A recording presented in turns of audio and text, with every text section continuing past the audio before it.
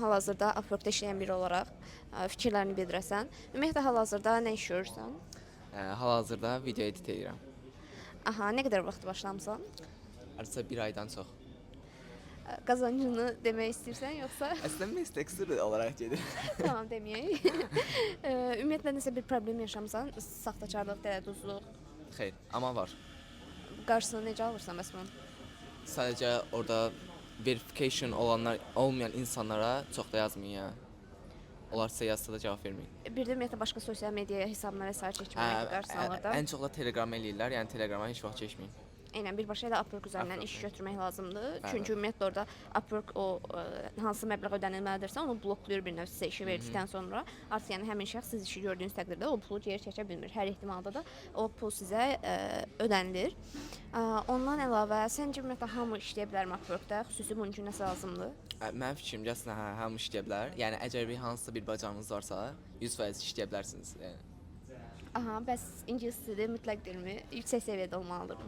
Mənim fikrimcə yox, əslində. Olmalı mı? Biraz olmalıdır, amma yox, yəni AI-dan, süni intellektdən istifadə edərək yenə də keçirə bilərsiniz. Aha, razıyam bundan. Amma bu işdən də asılıdır. Bəzi işlər var ki, onlarda müsahibə mərhələsi olur. Müsahibə mərhələsində sizin dil bacarıqlarınız lazım olduğu üçün baxırlar. Amma sən video editdə, məsələn, qardaşda hal-hazırda ingilis dilində video editlər eləsə də, bunu süni intellektdən istifadə edərək danışıqlar sadəcə mesaj üzərindən apararaq, eyni zamanda özündə ingilis dilisi var. Sadəcə çox yüksək səviyyədə olması barədə deyirəm. Mümkündür etmək. Ondan əlavə başqa nə sual verə bilərəm? Pulun çıxarılması ilə bağlı sual versəm. Ən çətin suallardan biridir yəqin ki. Əslində, yəni məndə xarici bir şey yoxdur, yəni xarici kart yoxdur, olsa çox yaxşı olar. Ona görə də heç məcburiyyətdən komissiya tutaraq çıxardıram.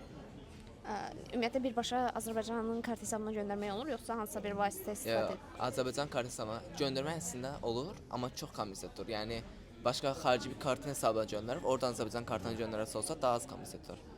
Yəni ki, əgər xarici beynəlxalq bir kartınız varsa, daha rahatdır oradan pulu çıxartmaq. Ya da ki, Payoneer istifadə edirsən düzdür, hazırda çıxartmaq üçün. Aha. Başqa bir sual varmı verəcəyim? Məncə hələ yox. Suallar olsa qeyd etsinlər, ona uyğun cavablandıraq.